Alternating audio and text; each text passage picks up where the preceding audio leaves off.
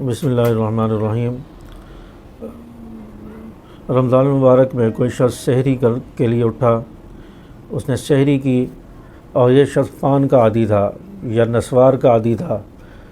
اس شخص نے سحری کرنے کے بعد ابھی سحری بند ہونے میں 5-6 منٹ باقی تھے، اس نے پان منہ میں رکھا اور پان منہ میں رکھ کے لیٹ گیا اور آنکھ لگ گئی، سو گیا۔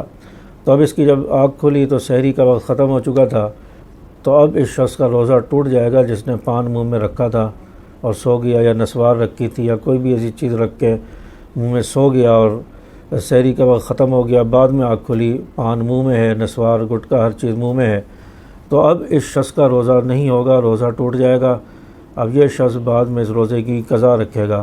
وہ شخص جو سحری کے وقت سحری ختم ہونے سے 5-6 منٹ پہلے پان گٹکا یا نسوار وغیرہ منہ میں رکھ کے سو گیا ہے اور نیند آ گئی، تو اب یہ شخص سحری بند ہونے کے بعد اٹھا ہے اور منہ میں پان گٹکا ویسے ہی موجود ہے، تو اس کا روزہ نہیں ہوگا، یہ بعد میں روزے کی قضا رکھے گا۔ اور جس کا روزہ نہیں ہوتا تو اس کو پورا دن کھانا پینا جائز نہیں ہے، وہ روزے داروں کی طرح بھوکا پیاسا رہ کر دن گزارے گا۔ اللہ تبارک و تعالی ہمیں کامل روزے رکھنے کی توفیق عطا فرمائے۔